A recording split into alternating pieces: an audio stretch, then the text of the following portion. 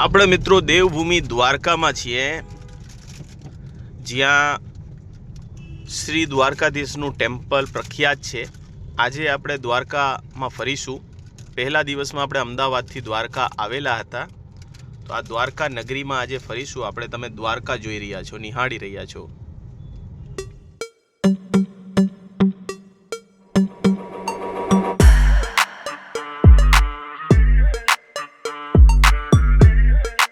મિત્રો જમવા માટે તમને ઓનેસ્ટ તો દરેક જગ્યાએ દેખાઈ જાય છે. તો શિવરાજપુર બીચના રસ્તામાં પણ તમને ઓનેસ્ટ જોવા મળી જશે, જ્યાં તમને સેન્ડવિચ, સવારનો નાસ્તો, ચા, પોહા, ડોસા પણ મળી જશે. તમે અહીંયા રોકાણા છીએ નાસ્તો કરવા માટે. મિત્રો નાસ્તો પાણી કરીને આપણે આગળ વધી રહ્યા છીએ. હવે 6 કિલોમીટરની અંતરે આપણો બીચ આવેલો છે. નાસ્તામાં ઢોસું બહુ સરસ હતું, 180 રૂપિયા વ્યવસ્થિત પ્રાઇસ, અને પોહા ઠીકઠાક હતા. પોહા તમે અવોઇડ કરી શકો છો, બહુ કોઈ ખાસ સ્વાદ હતો નહીં. અને ઢોસાનો સ્વાદ અલ્ટિમેટ હતો, ખૂબ જ સરસ હતું. મિત્રો આપણે ગુજરાતના નંબર 1 બીચ એટલે કે શિવરાજપુર બીચ તરફ આગળ વધી રહ્યા છે. આ સડક ત્યાં જ લઈ જઈ રહી છે આપણને. ખૂબ જ રમણીય નજારાઓ છે. હવે 2 જ કિલોમીટરની દૂરી ઉપર આવેલું છે આપણું શિવરાજપુર બીચ. એટલે પહોંચીને હું તમને ત્યાં કનેક્ટ પાછો કરું. અને આજુબાજુ પાણીના નજારા. તો મિત્રો શિવરાજપુર બીચ આવી ગયા છે. અહીંયા તો મેળો લાગ્યો એવું લાગે છે. ઘણા બધા સ્ટોલ છે ખાવા પીવાના, અને બહુ બધી ગાડીઓ છે. જોઈએ હવે કેવો બીચ છે, કેટલી ભીડ છે, કેટલી ગર્દી છે. આવી રાઈડ પણ તમે કરી શકો છો. શિવરાજપુર બીચ આવી ગયા છે મિત્રો. બમ્પર રાઈડના 200, જેટ સ્કીના 300, સ્પીડ બોટના 200, બનાના રાઈડના 200, એવી રીતના ભાવ છે અહીંયા. અને બીચ સારું છે, નીટ એન્ડ ક્લીન છે. થોડો કચરો દેખાય છે, પણ આમ ઓવરઓલ બીચ બી સારું છે. એવું લાગે કે ગોવાની ફિલિંગ અહીંયા તમને કમ્પ્લીટલી આવશે. અને કેમલ રાઈડ છે, ડર્ટ બાઇક ચલાવી શકો છો અહીંયા મિત્રો એમ્યુનિટીઝ બનાવવાની કંઈક તૈયારી ચાલી રહી છે એવું લાગે છે. મને લાગે ચેન્જિંગ રૂમ ને બાથરૂમ એવું કંઈક બનાવવામાં આવી રહ્યું છે શિવરાજપુર બીચ તરફથી, બીચના મેનેજમેન્ટ તરફથી. અને નાના એવા અહીંયા સ્ટોલ મૂકેલા છે, જ્યાં ઉપરથી પણ તમે બીચનો નજારો ચડીને જોઈ શકો છો, જ્યાં લાઈફ ગાર્ડ બેઠેલા હોય છે. તો ખૂબ સરસ મજાના વ્યૂઝ છે અહીંયા. ચોક્કસપણે તમે અહીંયા આવી શકો છો. તો એક વસ્તુ જોઈને દુઃખ થાય છે, પાણીના બોટલ, થર્માકોલ, માવા પડીકાના પ્લાસ્ટિક પડેલા છે, ડાયપર 2-4 પડેલા જોવા મળે છે. પછી ઊંટ અને ઘોડાના મલ અહીંયા પડેલા છે. પ્લીઝ આવું ના કરો. તમારું પોતાનું દેશ છે, એટલી સભ્યતા રાખો અને સાફ સફાઈ રાખો મહેરબાની કરીને. તો આ બ્લુ ફ્લેગ બીચ એટલે જ કહેવામાં આવે છે કે સફાઈ હોય બીચ ઉપર, બીચની રેત સારી હોય, બીચનું કલર, પાણીની ક્વોલિટી સારી હોય, બધું જોવામાં આવે છે. ત્યારે તમને બ્લુ ફ્લેગ બીચ મળે છે.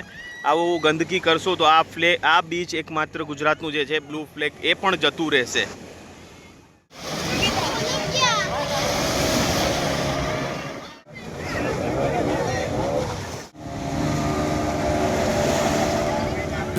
I don't think so. No. મિત્રો આપણું સમય થયું છે આગળ વધવાનું. દ્વારકામાં આપણે એક દ્વારકાધીશ ટેમ્પલ, જેમાં એન્ટ્રી નથી મિત્રો, એટલે આપણે ફિલ્મનું શૂટિંગ નથી કરી શક્યા. અને પછી શિવરાજપુર બીચ, અને ત્રીજું હવે આપણે બેટ દ્વારકા તરફ આગળ વધીએ છીએ. બીજા ઘણા નાના મોટા મંદિર, સનસેટ પોઈન્ટ અહીંયા છે. પછી શિવ ભગવાનનું પણ અહીંયા મંદિર આવેલા છે. હવે મિત્રો આપણે બેટ દ્વારકા તરફ આગળ વધીશું, જ્યાં તમને જોવા મળશે સુદર્શન સેતુ પણ. અને નજારા જોવો બાજુના કેટલા ખૂબસૂરત છે, રમણીય નજારાઓ તમને જોવા મળી રહ્યા છે. અને રસ્તો ખૂબ જ ગવર્મેન્ટે સારો એવો બનાવેલો છે. હવે મિત્રો આપણે મીઠાપુર શહેરમાંથી નીકળી રહ્યા છીએ, જ્યાં ટાટા કેમિકલ્સનું વિશાળ પ્લાન્ટ આવેલું છે. અને આ આપણે બેટ દ્વારકા તરફ જતો રસ્તો છે. હવે મિત્રો જ્યારે આપણે સુદર્શન સેતુ તરફ આગળ વધી રહ્યા છીએ, સુદર્શન સેતુ વિશે થોડું જાણી લઈએ. 980 કરોડ રૂપિયાના ખર્ચે 2024માં આનું ઉદ્ઘાટન કરવામાં આવ્યું. બંને બાજુ ચાલવા માટે ફૂટપાથ છે. આખું બ્રિજ 27.20 મીટર પહોળું છે અને 2.25 કિલોમીટર આ બ્રિજ લાંબુ છે. અત્યારે તમે જોઈ રહ્યા છો કે જે પણ લાઇટ્સને લાગેલી છે એને પણ રાત્રે ઝગમગાવવામાં આવે છે. અને બેટ દ્વારકામાં પહેલાં તમે રાત્રે નહીં આવી શકતા હતા, હવે એ મુસાફરી તમે આરામથી કરી શકો છો.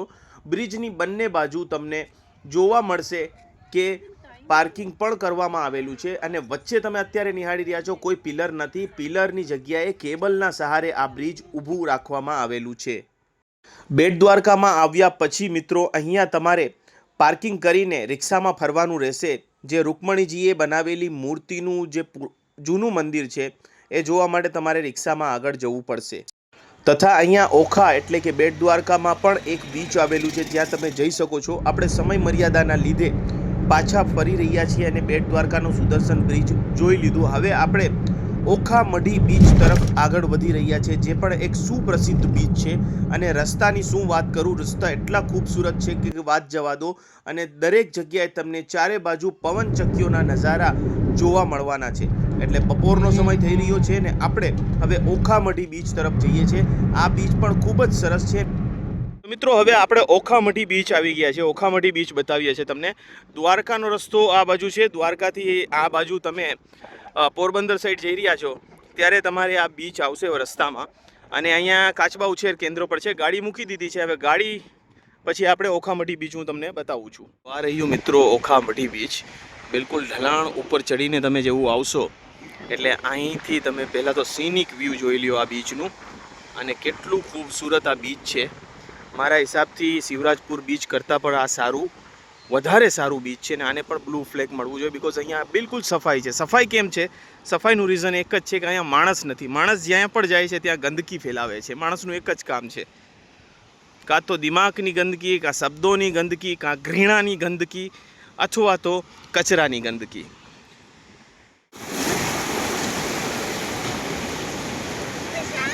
સામે ધ્યાનથી નજર કરશો તો પંખીડાઓ માછલી પકડી રહ્યા છે. શું શાંતિની અનુભૂતિ છે. ખૂબ જ સરસ મજાનો દરિયા કિનારો, નીટ એન્ડ ક્લીન. અહીંયા નાહી પણ શકાય છે અને બહુ મજા આવશે જો તમે બીચમાં થોડું એકાંત જોતા હો. અહીંયા ભીડભાડ પણ બીજા બીચ કરતાં ઘણી ઓછી છે.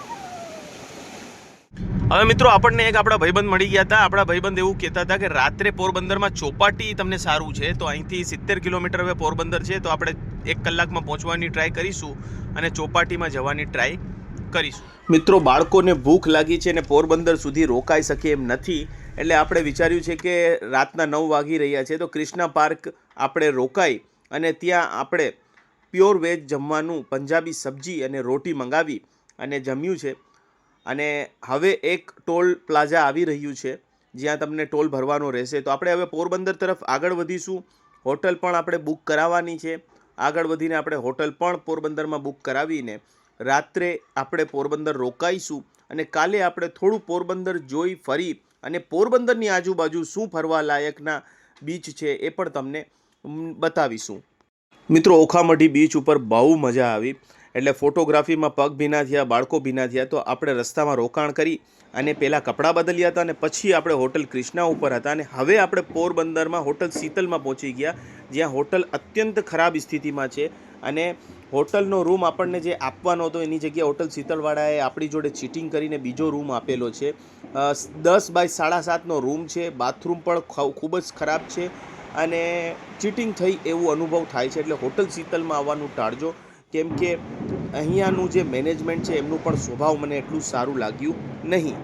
મિત્રો આજનું દિવસ આપણે પૂરું થાય છે એની પહેલાં એક સમાચાર આપી દઉં કે શીતલ હોટલ બિલકુલ પણ રૂમ સારો નથી. 7.5 બાય 10નો રૂમ છે અને આપણને અગોડાએ જે રીતે કીધું કે 2 બેડ મળશે નથી મળી રહ્યા આપણને. અને મેં વાત કરી હોટલવાળાને તો કે ભાઈ જે પણ છે એ અગોડાને તમે કોન્ટેક્ટ કરો. તો મારું જે સ્ટે છે અહીંયા બિલકુલ ખરાબ રહ્યું. પ્લસ વેન્ટિલેશન નથી, કોઈ ખિડકી નથી, રૂમ તો નાનું છે પ્લસ વોશરૂમ સારું નથી. તો અને પાર્કિંગ પણ રોડ ઉપર જ છે. એટલે પોરબંદર આવો મિત્રો તો તમારે અહીંયા નહીં રોકાવાનું. ભલે નજીકમાં છે, આનાથી સારી પ્રોપર્ટીઓ છે, સારા રૂમ છે, તમને પોરબંદરમાં મળી જશે. એમ પોરબંદર બહુ કોઈ ફરવા માટે ફેમસ જગ્યા નથી.